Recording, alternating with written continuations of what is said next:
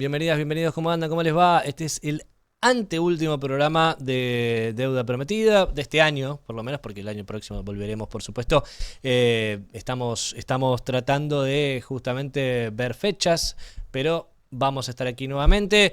Si Walter nos lo permite, si nuestro querido Francisco nos lo permite también, estaremos aquí nuevamente en este bello estudio que tan gentilmente además nos facilitan, y les quiero agradecer personalmente, ya que está aquí del otro lado una de esas dos personas, y todo el equipo, por supuesto, de Deuda Prometida. Somos 12 personas haciendo este medio en la web, que lo pueden leer aquí en el QR muy pronto. Ahí está, mira, qué rápido Moisés. Bueno, también Moisés Martín, por supuesto, ¿no? El equipazo que tenemos aquí en el stream. Pueden leer la web, deudaprometida.com, las 24 horas, los 365 días del año. Nos ven en redes sociales, @deudaprometida, aquí debajo para que nos sigas. Y atención, te recomiendo que nos sigas, ojo, porque ¿ves este vino de acá? Bueno, este vino se llevó el gran oro de un premio de vinos, el Evinor 2025. Este es la Puerta Alta Torrontés Riojano Dulce Natural 2025.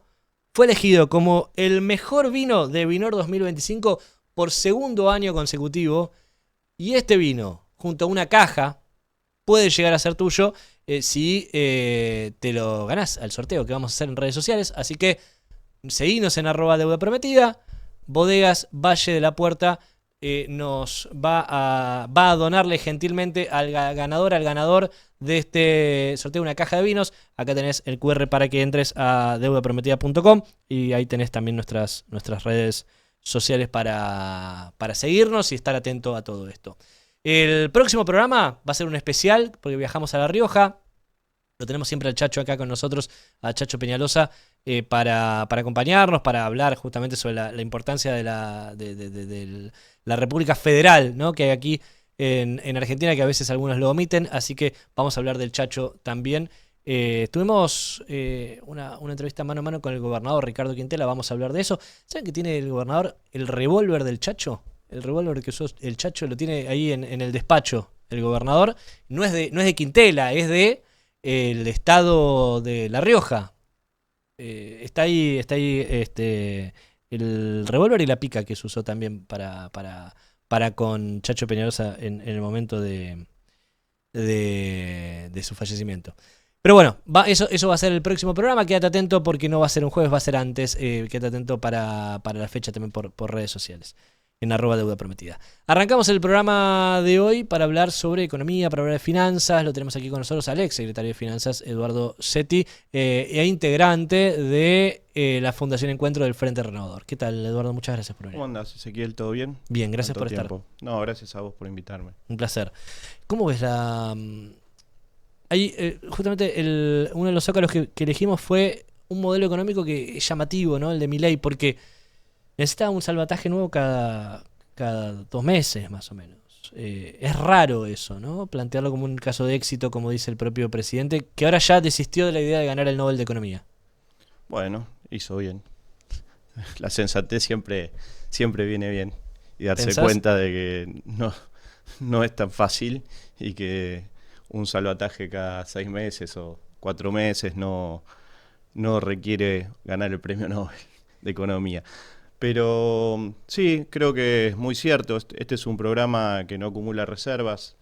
Yo les suelo llamar, cuando ellos dicen que no pueden renovar los vencimientos y no pueden llegar a un nivel óptimo de riesgo país como para que Argentina pueda empezar a tener un roleo de los vencimientos de capital y solo pagar el interés. Yo lo llamo el riesgo Caputo, porque en definitiva son las decisiones de Caputo y Milei las que nos llevan a que esto no suceda. Con todo el salvataje que hemos tenido, tuvimos blanqueo, tuvimos el salvataje del FMI, tuvimos el salvataje ahora de Scott Bessent, que ya nadie podía imaginar que esto iba a suceder, que el propio Scott Bessent iba a tomar decisiones sobre las políticas que tomaba el Banco Central en la Argentina. Así que empezamos a ver una situación de que es muy endeble el programa, es una falsa estabilidad cambiaria sostenida en base a endeudamiento. Creo que deberían repensar y empezar a ver un poquito qué hacer hacia futuro, ¿no? Porque ya esto lo hizo Caputo, sostener un atraso cambiario fuerte en la época de Macri y terminó muy mal, y lo está haciendo nuevamente ahora. Y creo que las experiencias anteriores de mantener atraso cambiario en base de endeudamiento terminaron aún peor. Entonces creo que todavía está a tiempo de no ser el causante de una de las grandes crisis de la Argentina que puede venir si esto sigue así. Y ¿Vos lo ves en ese sendero? Y yo creo que Argentina, si sigue en este sendero de no acumular reservas, no lograr que el riesgo país llegue a niveles adecuados como para poder empezar a rolear los vencimientos, como hacen todos los países del mundo, que no pagan todos los vencimientos que tienen por delante, sino que los van roleando y van acomodando el interés, yo creo que Argentina va a un camino en que en algún momento no pueda pagar y no haya quien nos salve más. No es lógico ni adecuado estar consumiendo 20.000 millones de dólares cada 4, 5, 6 meses y estar en una situación de agobio permanente. Esto no es saludable, por más que se festeje y se vea como algo para gloriarse o como para decir hemos logrado una estabilidad macroeconómica. No se logró ninguna estabilidad macroeconómica y la situación es muy complicada. Ahora me voy a poner del otro lado y te voy a criticar a vos, porque vos fuiste secretario de Finanzas de Sergio Massa, el último ministro de Economía que tuvo el Frente de Todos, Unión por la Patria, con Alberto Fernández. Muchos dicen, bueno, pero yo tampoco quiero volver al modelo anterior, porque el modelo anterior tenía inflación del 20%.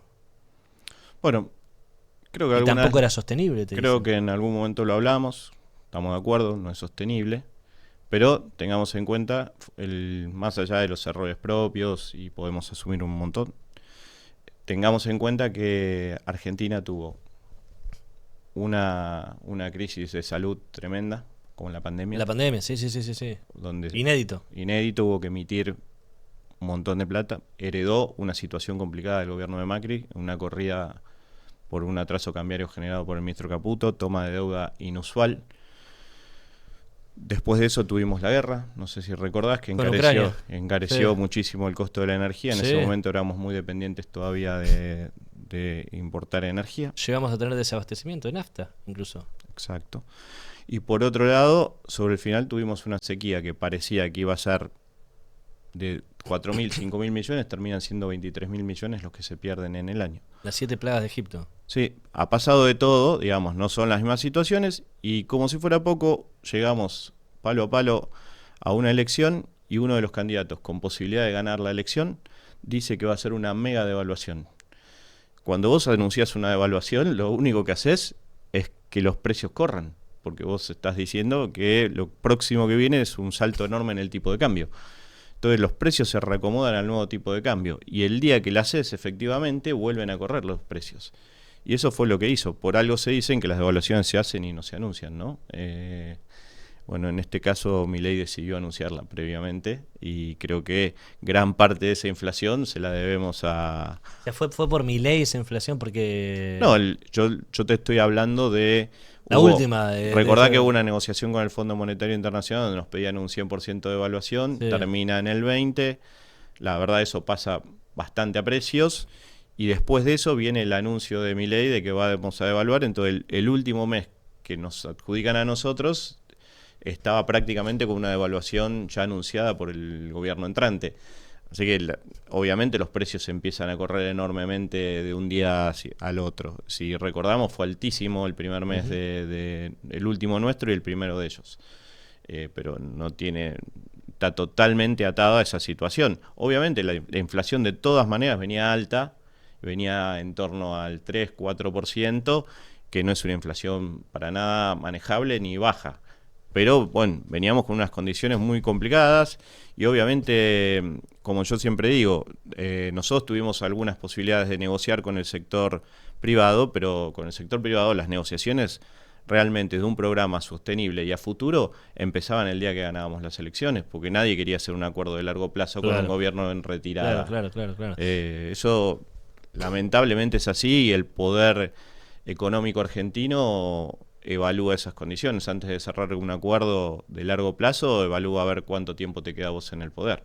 Ahora, Milei logró domar la inflación, pareciera, porque los niveles de antes son superiores a los actuales.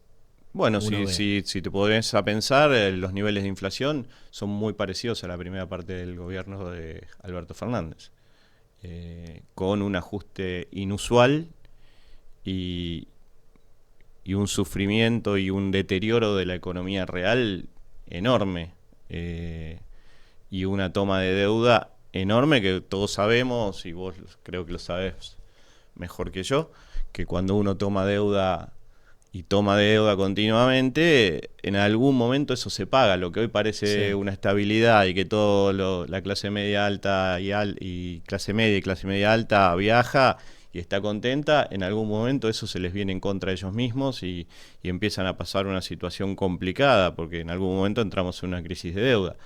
Pero ¿vos ves ese escenario de nuevo? Yo veo que si nada cambia y necesitamos 4 veces que nos salven o 3 veces que nos salven continuamente, creo que la evidencia empírica indica que el programa económico no funciona así y que la acumulación de reservas para la Argentina de hoy es necesaria. Y que estar con reservas negativas, después discutimos el monto, de cuánto, no es sostenible en el tiempo. Los mercados hoy requieren de que vos le des otra seguridad, de que tu programa económico es sustentable y que genera reservas genuinas y no reservas en base a endeudamiento. Ahora, explícame una cosa, porque Nación no puede salir a pedir deuda, porque nadie le da. Pero la provincia de Santa Fe consiguió $800 millones en Wall Street. Parte de eso es local, de inversores argentinos, pero la gran mayoría es en Wall Street, que tuvo un interés muy significativo de parte de inversores extranjeros para invertir en la provincia de Santa Fe, en la gestión de Maximiliano Puyaro.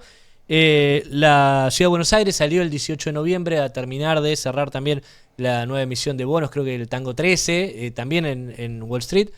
La provincia de Buenos Aires le dio autorización al Parlamento para salir a buscar nueva deuda. Córdoba está en esa misma idea.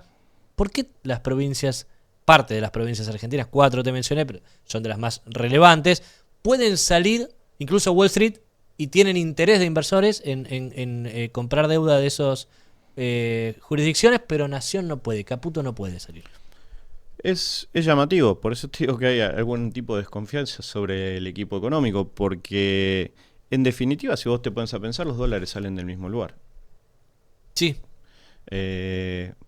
Santa Fe, para tomar un ejemplo, puede tener equilibrio fiscal o superávit fiscal para ir pagando sus compromisos, pero en definitiva, cuando tiene que pagar esos compromisos, los tiene que ir a buscar al Banco Central. Y si el Banco Central no los tiene, el Banco Central no se los va a dar y la dificultad de pago de Santa Fe va a ser efectiva. Y no por Santa Fe ni por mala praxis de Santa Fe. Los inversores no creen que vaya a pasar eso en primer lugar, y en segundo lugar, porque digo, la tasa que consiguió es bajísima. Para una provincia argentina es muy baja lo que consiguió Puyaro. Claro, yo lo veo con el mismo asombro que lo ves vos, porque en definitiva pasó eso, hemos tenido... deuda para obra pública lo que anunció Puyaro, ¿eh? La deuda esta de los $800 millones van a ser principalmente para obra pública. Hay un montón de otros programas más, pero es parte de lo que no hace Nación, lo que va a hacer...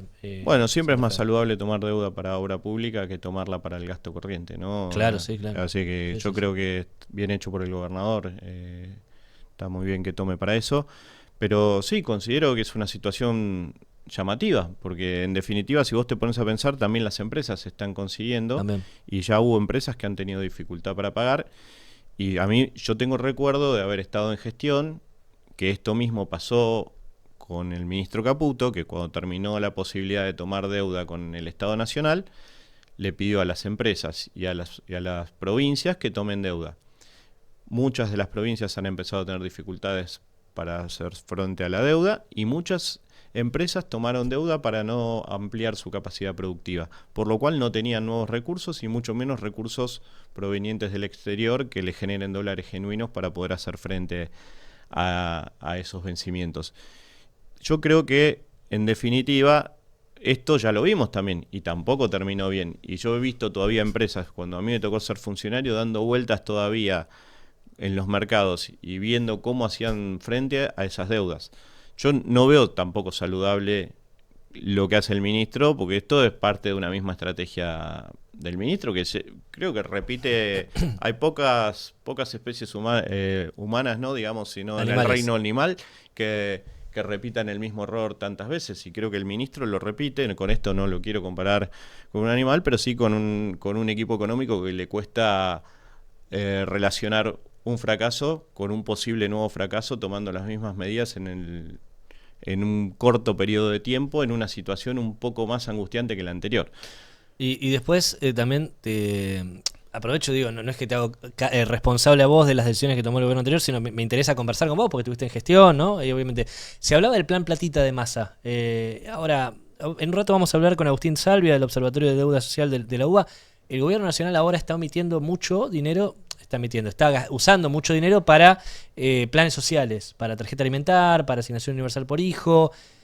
O sea, es relevante ocuparse de las personas que quedan marginadas del sistema laboral. Ustedes lo hacían con Nencare, este gobierno lo hace con otro, tratando de no gastar más de lo que ingresa este gobierno. ¿Ahí vos pensás un punto de encuentro entre los dos o hay muchas diferencias que esto ni siquiera lo hace salvable? No, creo que sí, en su momento aumentó los planes sociales, digamos, que tienen un otorgamiento automático, como la UH y la tarjeta alimentar, y desarmó una cantidad de programas que funcionaban como en la Argentina Trabaja, por sí, ejemplo. y entrega de alimentos y También. cuestiones, subsidios productivos para cooperativas que estaban tratando de generar alguna actividad adicional que genere empleo genuino. Creo que han desarmado algunos programas que podrían funcionar bien o no, pues después podemos discutir en cada caso cómo funcionó. Pero creo que son dos maneras distintas de mirarlo y creo que hoy los sectores más postergados no la están pasando bien, más allá de este reacomodamiento de precios, porque más de este reacomodamiento de los ingresos, perdón, los precios también siguen subiendo y hay sectores donde todavía la inflación empuja fuertemente y yo creo que también lo está pagando muy fuerte la clase media el reacomodamiento de precios, porque la inflación de la clase media y la inflación de la clase baja está muy afectada también por el reacomodamiento de las tarifas, que hoy pesan mucho más en el ingreso familiar que lo que pesaban hace un tiempo atrás. Entonces creo que por algo vemos que el consumo masivo está a la baja y el consumo de bienes durables y consumo de clase alta y clase media alta está empujando algo como para que el consumo no caiga a nivel general. Si vos me preguntás, este es un programa de atraso cambiario que destroza a la industria argentina, la complica muchísimo, vamos perdiendo empleos genuinos permanentemente, vamos a tener cada vez menos empresas en la Argentina y esto es como, yo lo llamaría como un cáncer que todos los días te deteriora un poco. Vos capaz no lo notás diariamente, pero a lo largo de una cantidad de tiempo, cuando te vas a hacer el chequeo médico, la situación tuya de salud empeoró muchísimo. Y esto es lo que está pasando en Argentina. Al principio, bueno, echaron a uno, suspendieron a otro, no sé qué, y ahora se ve todos los días. Entonces, cada día empieza en una situación más difícil y más complicada la economía argentina, porque cuando empezamos a deteriorar todas estas unidades productivas, es muy difícil volverlas a abrir, es muy difícil volver a capacitar a la gente y es muy difícil volver a generar empleo genuino solo abasteciéndote de 2 o 3 sectores productivos que te pueden equilibrar medianamente algún sector de la macro, pero te dejan desacomodado totalmente la micro y la vida de los argentinos. Gracias, Eduardo, por venir. No, muchísimas gracias a vos, Ezequiel. Un gusto siempre y bueno, obviamente invitado vas a ser el año que viene cuando retomemos el ciclo. Bueno, dale, muchísimas gracias. Eduardo Setti, ex secretario de Finanzas de la Nación y además uno de los que maneja los informes económicos en la Fundación Encuentro. Le agradezco mucho a Agustín Salvia, que está del otro lado, esperándonos gentilmente. Habíamos quedado, de hecho, para un horario, le pedí disculpas a través de una mensajera para estirarlo 10 minutos más. Sé que estuvo ahí del otro lado esperándonos todo el tiempo conectado, así que le agradezco muchísimo a Agustín Salvia, director del Observatorio de Deuda Social Argentina de la UCA, porque la semana pasada presentaron el informe anual, estuve ahí presente en 2 de los 3 bloques donde lo plantearon y me interesa con él mucho conversar sobre todo esto. ¿Qué tal, Agustín? Aquí Ezequiel Orlando te saluda. ¿Cómo estás? ¿Qué tal, Ezequiel? Un placer compartir con vos otra vez reflexiones sobre estos temas. El gusto es mío, el gusto es mío. Me gustaría que hagamos de cero, arranques y me cuentes Vos las conclusiones más relevantes que llegaron en el informe que presentaron la semana pasada, arrancando primero por pobreza. ¿Sacó el gobierno a 12 millones de personas de la pobreza? Son 4 informes, apuntan a distintas análisis que tratan, uno de los esquemas, o diría que uno de esquema importante a evaluar es qué ha pasado con las privaciones económicas de los hogares, Sí, asociadas tanto a factores monetarios como a factores laborales, a sociales o incluso emocionales. Vamos a definir pobreza como se define oficialmente por la línea de ingresos, de cubrir una canasta básica alimentaria para no ser pobre extremo o de una canasta básica total para no ser pobre en general. Cuando analizamos esto, los datos estadísticos te muestran que hubo una merma importante, en tanto con los datos oficiales como con los datos de la encuesta de la deuda social, de alrededor de 8 puntos. Eso no suma 12 millones de personas, suma 4 millones, 5 millones de o personas. sea, el gobierno logró sacar a 4 Eh, millones de personas de la pobreza. Eso estadísticamente hablando sería así, e incluso podría, para las cifras oficiales, le da un poco más, quizás 6, pero... Y también depende de cuándo uno compare. Si comparás Claro. contra el 2000, contra el peor de la crisis del Una primer cosa es, semestre del claro, 24 y otra contra el último semestre del 23. Vamos a que, tomar esa comparación. que Ahora, digamos en realidad asumió, lo primero que... perdón, correspondería quizás si uno puede ir fino al 9 de diciembre de 2023 o noviembre. O lo teníamos acá a un integrante del Ministerio de Economía de ese momento, él planteaba...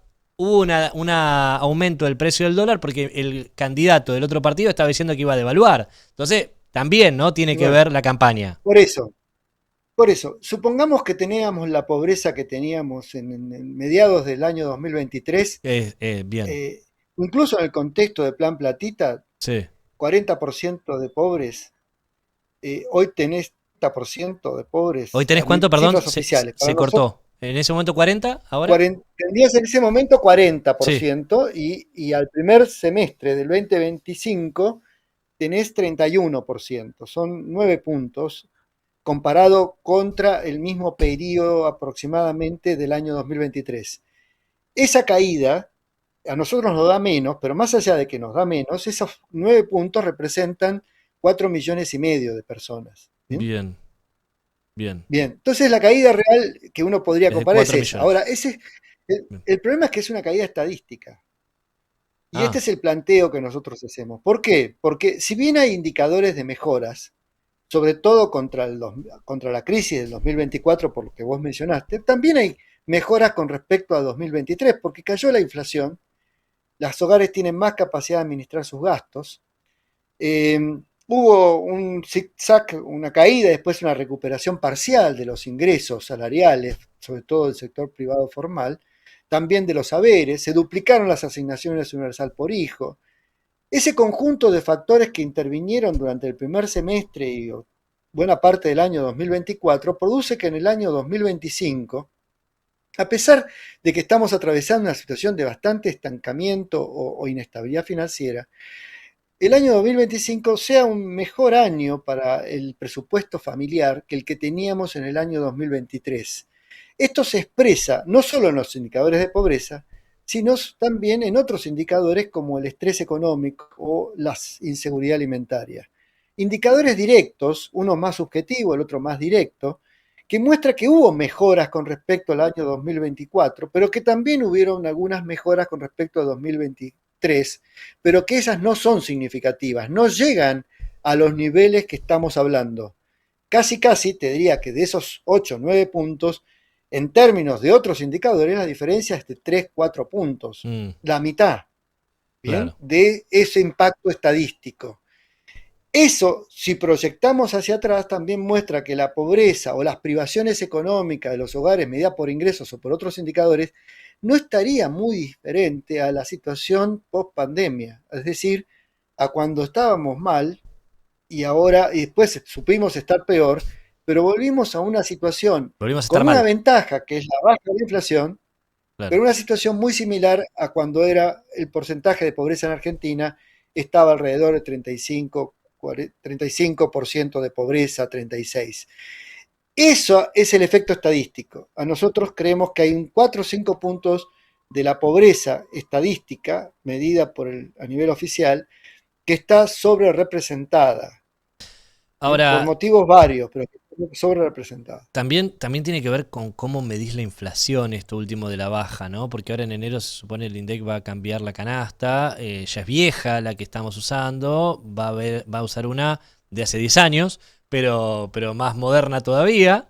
Y también tiene que ver eso con los consumos reales de la ciudadanía, porque vos ves el dato del INDEC y cuando vas al supermercado decís, che, bueno, pero no estoy viendo que la inflación va a 2 puntos, 3 puntos por mes. A veces, A ¿no? ver, te comento. La incidencia es importante porque la evolución, por ejemplo, de la inflación que mide la Ciudad de Buenos Aires, que tiene un más importante en materia de servicios, de gastos fijos, Ujú. que el viejo índice de precios del INDEC, que es viejo, bueno, 2016, pero que recuperado después de que el INDEC fue intervenido, que esa recuperación, ese índice tiene un componente de bienes, de servicios mucho menor, por lo tanto ese ponderador hace que esté subregistrando también la inflación al nivel del gasto que tienen efectivamente los hogares.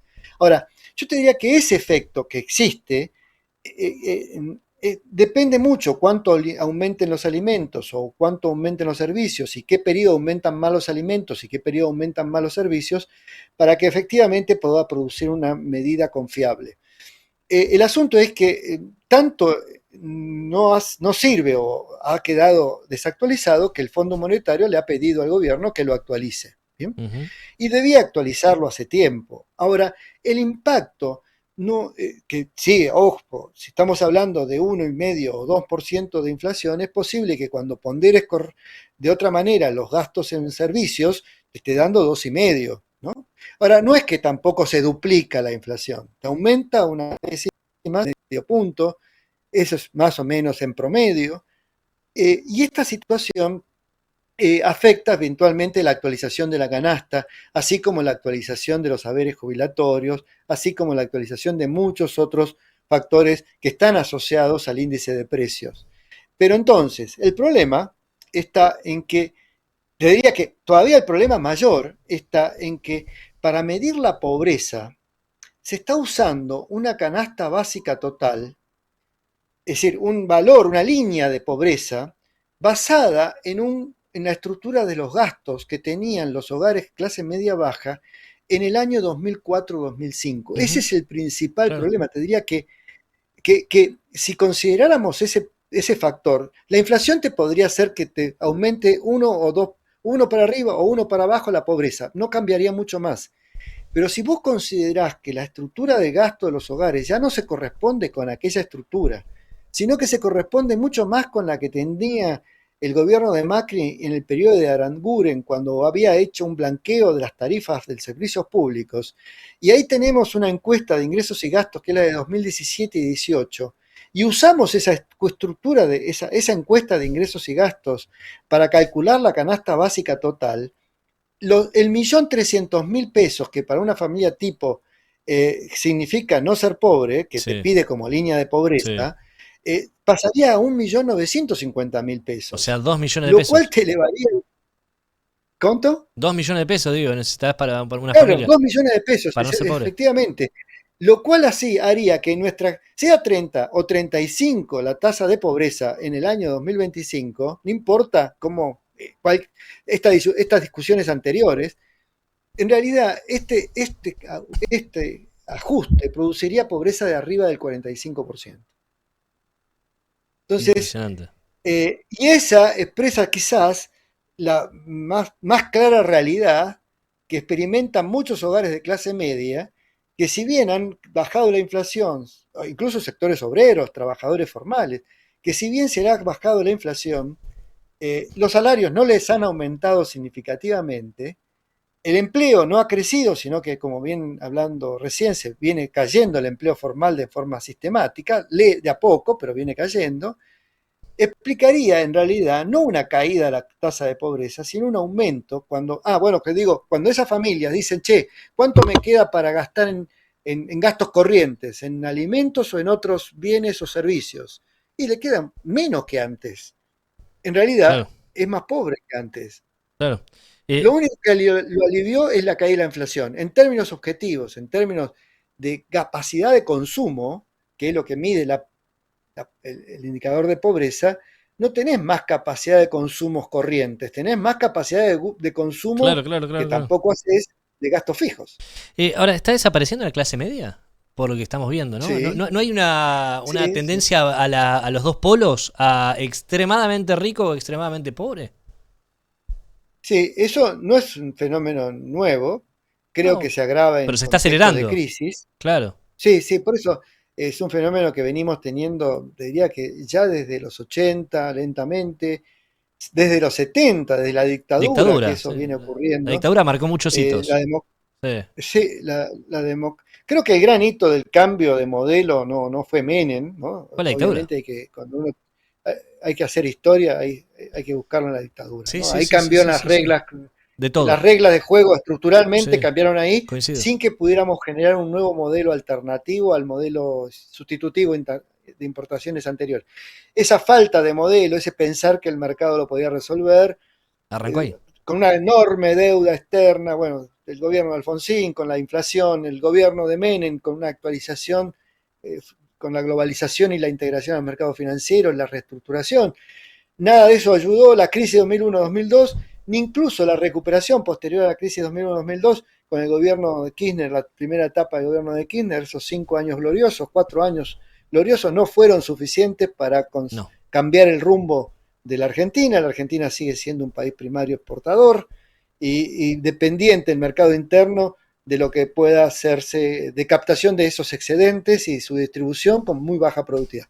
Como es la Argentina, nuestras clases medias que se supieron constituir en el modelo de los años 60 y 70 vienen achicando, vienen empobreciéndose paulatinamente con cada crisis. En el siglo XXI, la primera etapa del gobierno kirchnerista permitió que se mantuvieran o incluso recuperaran parte de lo perdido durante el contexto de las reestructuraciones de Menem. ¿Por qué? Porque se generó mucho empleo. Se creó mucho mercado Claro. interno y mucho empleo. Un empleo y un mercado interno que no se sostuvieron, pero eso permitió un avance de esas clases medias.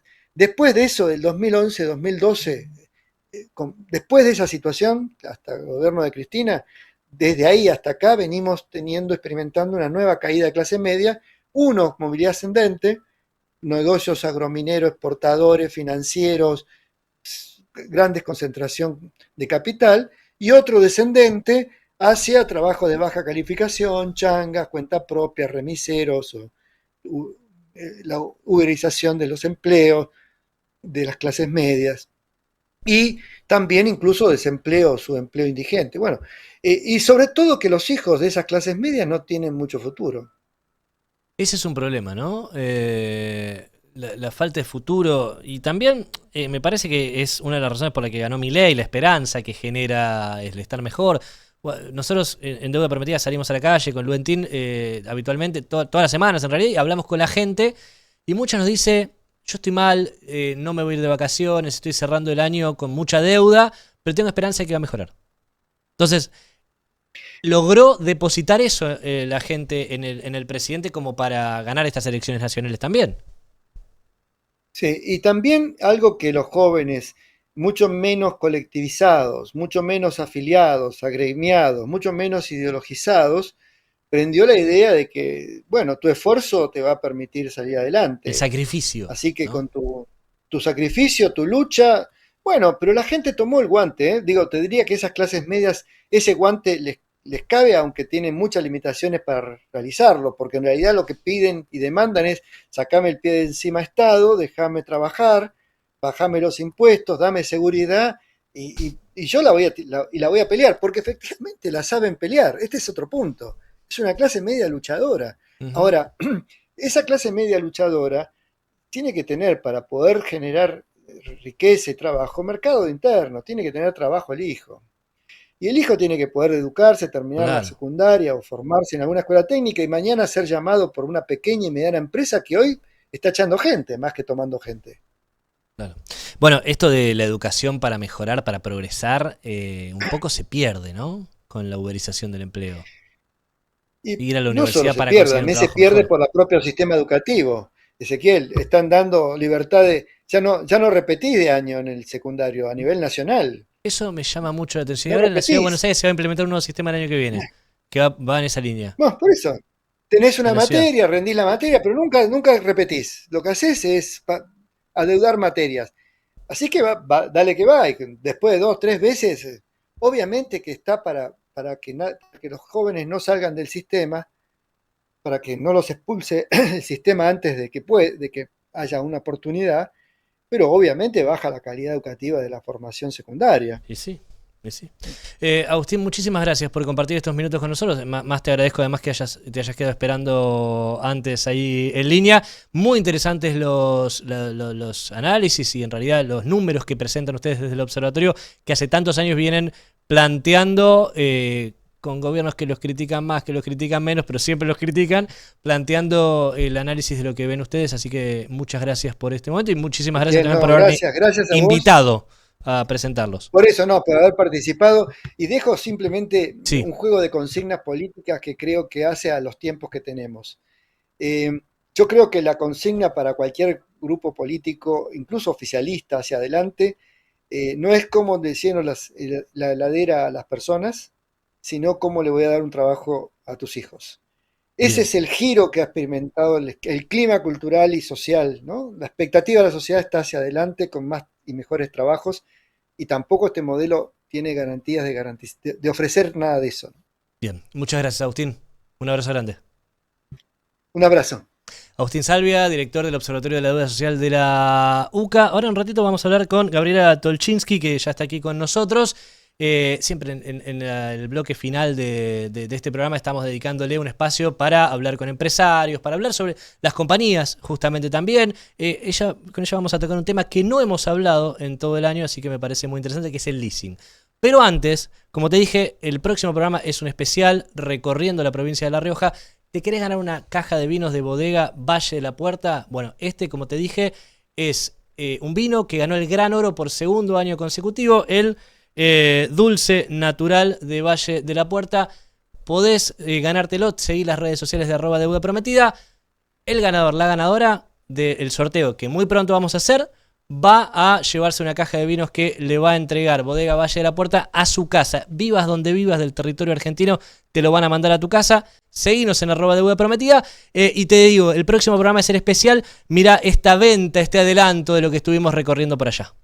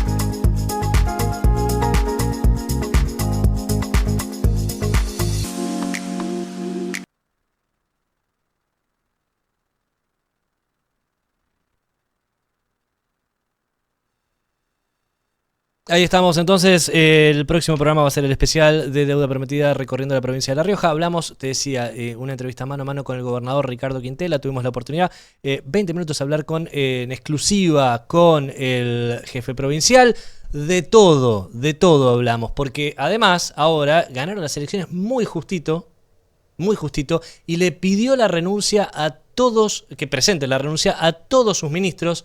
Va a haber una reestructuración del gabinete de toda la provincia. Va a ser en línea con el reclamo de la sociedad que hubo en las urnas. Bueno, de eso vamos a hablar, por supuesto. También de la deuda que tiene Nación con la provincia. Y de mucho más también porque, bueno, es una provincia de la que muy poco se habla y por eso fuimos a recorrerla por completo, y también de hablar del nuevo programa de turismo que, como te dije, 20% logró incrementar la cantidad de turistas que recorren la provincia con el programa El Previaje Riojano. Pero ahora la tenemos aquí en el piso, aquí con nosotros, a Gabriela Tolchinsky. Como te decía, la última parte del programa se la dedicamos al mundo empresarial. Ella es presidenta de Capita y también integrante del Consejo Directivo de la Asociación de Leasing, que es el tema del que vamos a hablar aquí hoy, porque rompió un récord en 8 años el leasing. ¿Qué tal, Gabriela? Buenos días, ¿cómo estás? ¿Cómo estás? Buenos días. Gracias por venir. Por favor. Me decías, hablábamos de Capita. Es la empresa número 1 de leasing, integrante del grupo del Banco Comafi. Correcto. ¿Qué es el leasing? ¿Me explicas? Porque es algo que uno capaz la escucha, pero no tiene mucha idea. ¿Qué es el leasing? ¿Qué significa? El leasing es un financiamiento. Es Sí. muy sencillo, es una herramienta financiera, la herramienta ideal para adquirir bienes de capital, equipos, autos, equipos tecnológicos, equipos médicos, equipos de maquinaria vial, de agro, industriales. Para empresas. Eminentemente para empresas. Ahora vamos a ver por qué le falta una vueltita para hacer para individuos. En el mundo lo adquieren empresas, individuos, hay leasing de inmuebles. Es una herramienta por la cual el cliente elige qué equipo quiere, nos da la instrucción a nosotros, que somos los dadores, los bancos, y nosotros se lo compramos a el proveedor que el cliente eligió y se lo damos en leasing.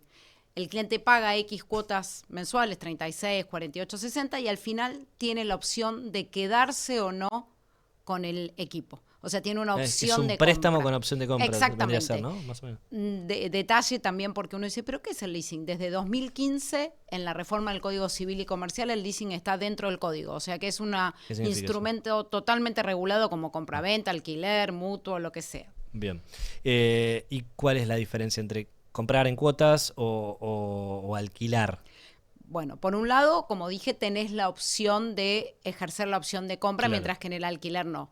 Por el otro lado, en Argentina, como en muchos lugares del mundo, tiene ventajas impositivas. Por eso el tema de empresas que decías vos.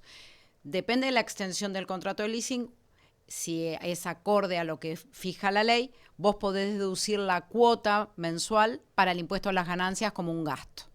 Uh-huh. Entonces, pagas menos ganancias, te equipás, cosa que no es tan habitual en el mercado que haya financiación a largo plazo para las empresas. Estamos hablando de 3, 4, 5 años.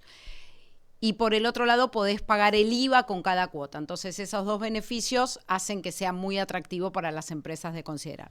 Y hablábamos justamente, y la razón también por la que viniste vos a conversar, es porque marcaron un nuevo récord, me imagino, en 8 años. Me imagino que tiene que ver con esto que vos decías.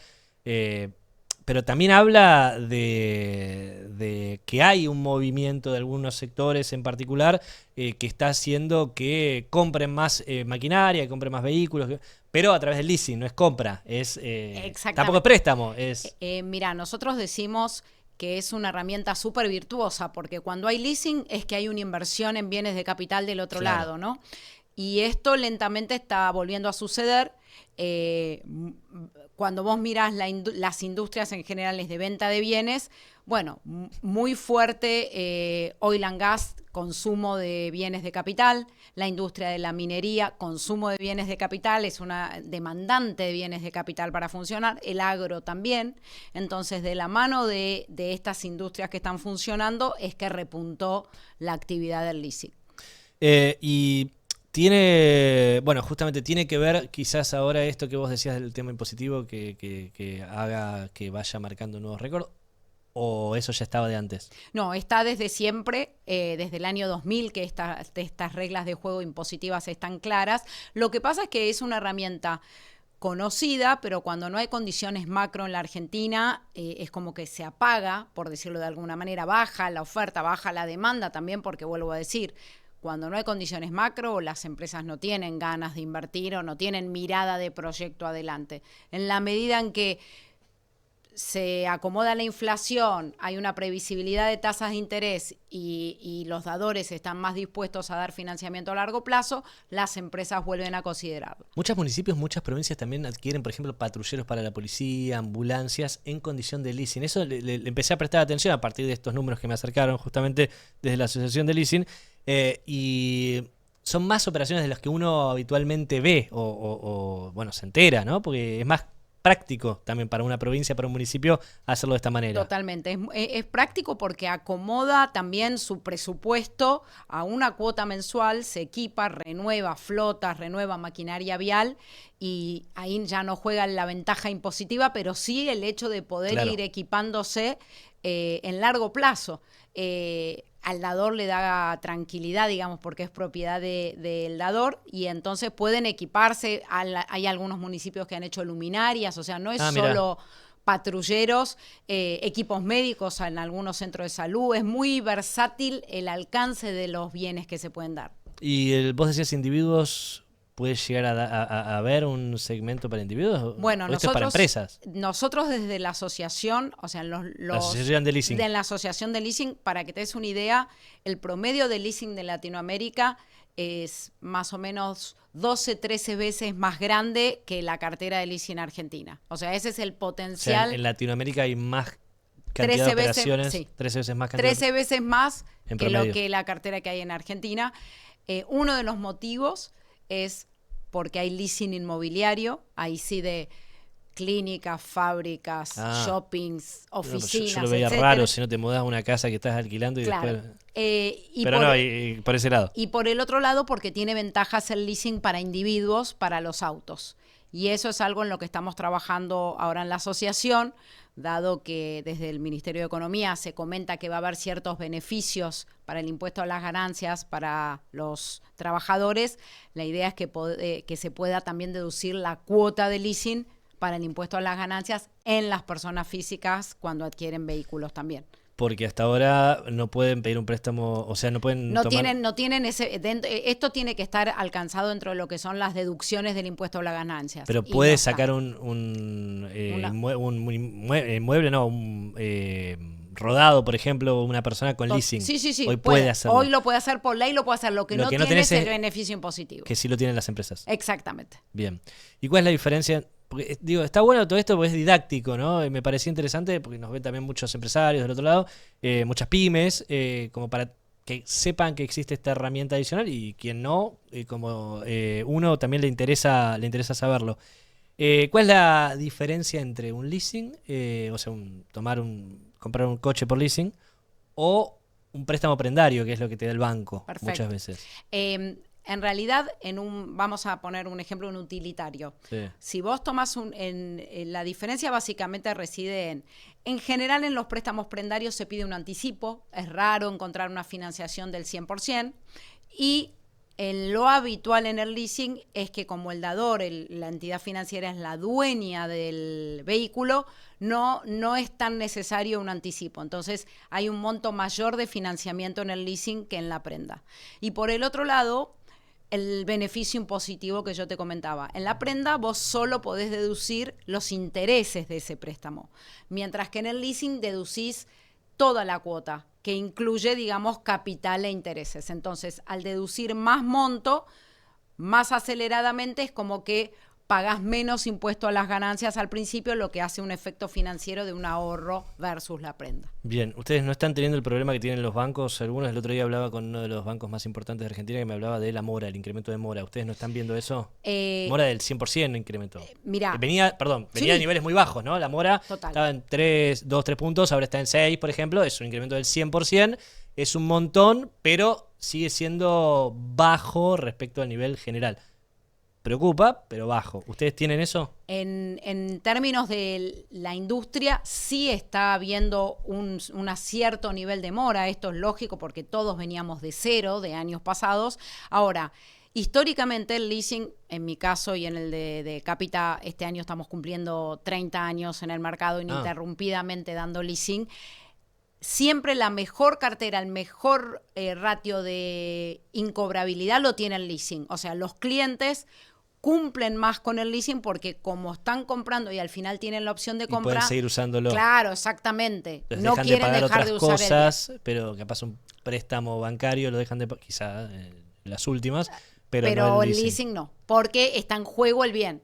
Entonces lo Claro. necesitan y entonces no quieren perderlo. Entonces ustedes vieron un incremento, pero no tan significativo. No tan significativo. O siempre está más bajo que otras herramientas financieras. Bien, no es un problema para ustedes. No, hay que gestionar obviamente la mora, hay todo un saber en recuperar el bien y venderlo en el mercado, porque eso es lo que hace una entidad cuando el cliente no paga, pero en general hay mayor predisposición de las empresas a terminar de pagar el bien o arreglar de alguna manera, porque si lo decidieron invertir es porque lo necesitan. Tiene que estar muy mal la empresa para decir, llévatelo. Claro. ¿Y cuáles han sido los peores momentos en los últimos 30 años justamente? Más o menos como los del país. Yo diría que la crisis de la convertibilidad trajo aparejado, obviamente, mucho la ruptura de los contratos. Digamos, había mucha cartera en dólares. El 2008 también, un momento, y la crisis subprime también es algún otro momento. La verdad que espeja mucho las crisis macro que tiene Argentina. Bien. Gracias, Gabriela, por venir y por darnos esta clase didáctica del tema, que, insisto, no estaba interiorizado y me pareció muy interesante para contarlo, porque además, insisto, es un sector que ahora le está yendo bien y digo, está bueno hablar de los sectores que le va mal, está bueno hablar de los sectores que le va bien, y también para acercar a la gente una herramienta que yo no estaba al tanto bien de cómo funcionaba, así que gracias. No, gracias a vos. Simplemente comentarte que hay más de 25 dadores en la asociación, que la mayoría son bancos, con lo cual las empresas tienen que animarse, ir a sus bancos, pedirlo y está disponible. Muchas gracias. No, a vos. Gabriela Tolchinsky, entonces, presidenta de Capita Corporation y también integrante del comité de la Asociación de Leasing. Hemos llegado al final del programa por hoy. Acá tenés el QR para escanear y ir directo a deudaprometida.com. Te recuerdo, muy pronto el especial de Deuda Prometida, donde vamos a sortear una caja de vinos de Bodega Valle de la Puerta. Estuvimos en La Rioja, estuvimos justamente visitando las tierras del Chacho Peñalosa, que nos acompaña aquí hace algunas semanas, obsequio de José Rosa, el secretario de Turismo riojano, así que le agradecemos por eso. Hablamos con el gobernador mano a mano, pero muy fuertes las definiciones que nos dejó. Yo creo que va a haber réplica a esto que dijo, y también va a cambiar un poco el esquema en la provincia, los cambios que va a hacer en el gabinete que nos anunció en exclusiva en Deuda Prometida. También viajamos a Chilecito, mostramos todos los atractivos turísticos que tiene allá, hablamos con el secretario de Turismo Matías Vaca, visitamos las tamberías del Inca, visitamos la Bodega Valle de la Puerta, hicimos mucho recorrido con parte del equipo de Deuda Prometida, así que te invito a que lo veas y seguirnos en @Deuda Prometida, y acá escanea el QR para tener más novedades prontito. Y este medio, bueno, lo integramos 12 personas, así que con mucho orgullo lo dirijo hace 5 años. Les agradezco a todos por habernos acompañado en este ciclo. El stream lo vamos a seguir en 2026. Mientras tanto, nos seguís en deudaprometida.com para todas las novedades los 365 días del año. Gracias por acompañarnos y hasta la próxima. Cámara de Diputados de la Provincia de Buenos Aires. Seguinos en nuestras redes sociales y entérate de nuestras actividades. Encontranos en X como @HCDiputados, en Instagram, Facebook, YouTube y TikTok como Diputados BA. También podés visitar nuestra página web y suscribirte a nuestros canales de difusión en WhatsApp y Telegram.